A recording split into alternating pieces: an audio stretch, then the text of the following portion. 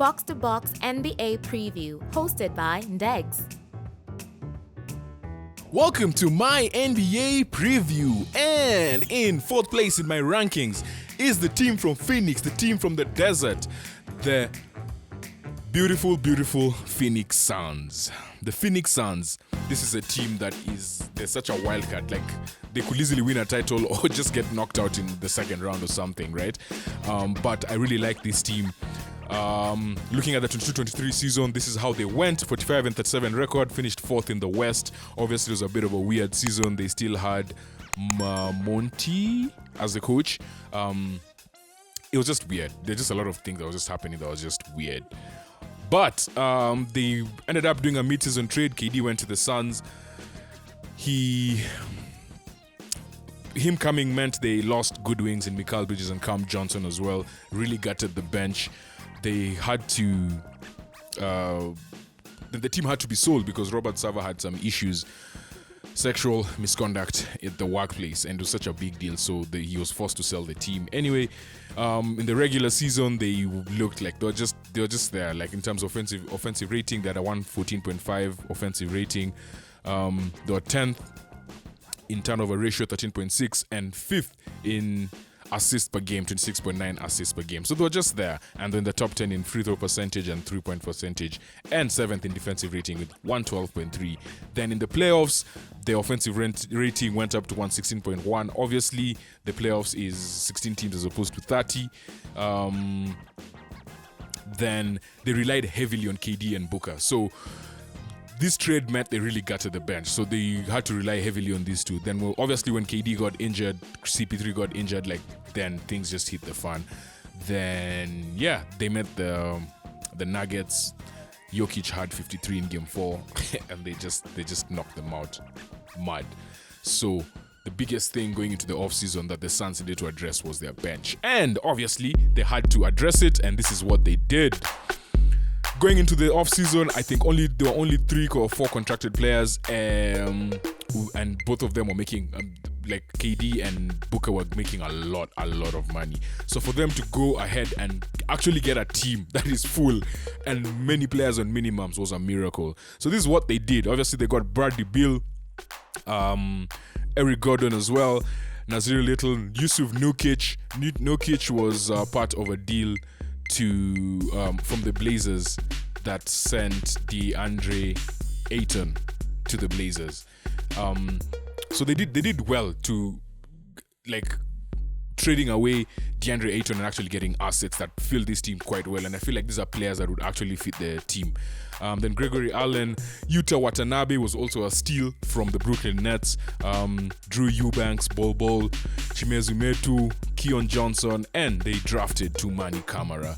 Then obviously they lost a bunch of players, CP3 being the main one, DeAndre Ayton, 2 players who went to the finals with this team 2 years ago. I think Campaign as well was there. Jock Landale as well was a player that left in the offseason. Torrey Craig, Landry Shamet, then Bismack Biyombo, Darius Bazley, and of course the big one was Monty Williams getting fired. And then, as I said, they drafted Toumani Camara with the 52nd pick. A do-it-all forward, someone who's just going to be a good piece to add to the rotation. And the 2-3 players that are on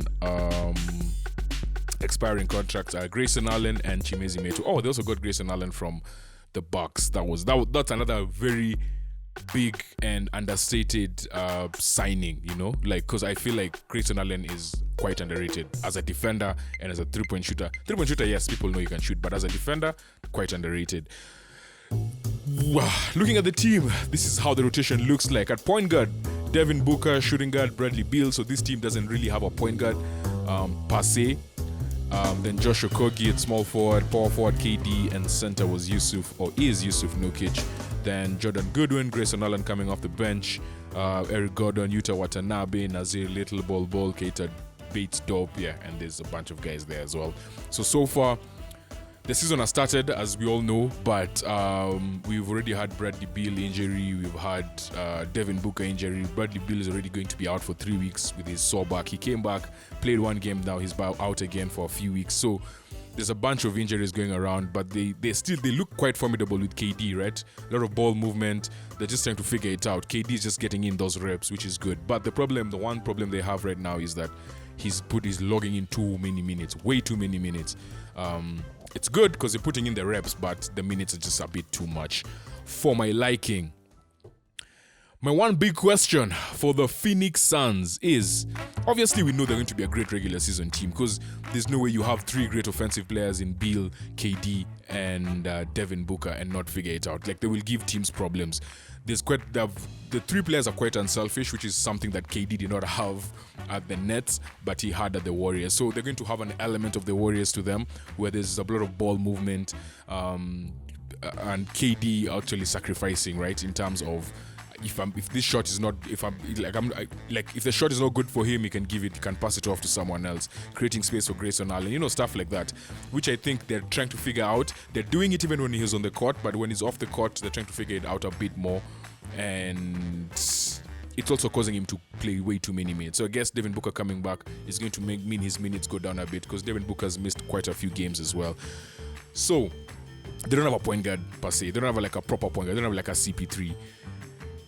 That is going to be okay for the regular season, but in the playoffs, how will they have to trade for a point guard going into the playoffs? Because once you start going into teams that limit you to half-court offense, and you actually have to run an offense, and taking care of the ball becomes a priority. You don't get like loose turnovers and stuff like that.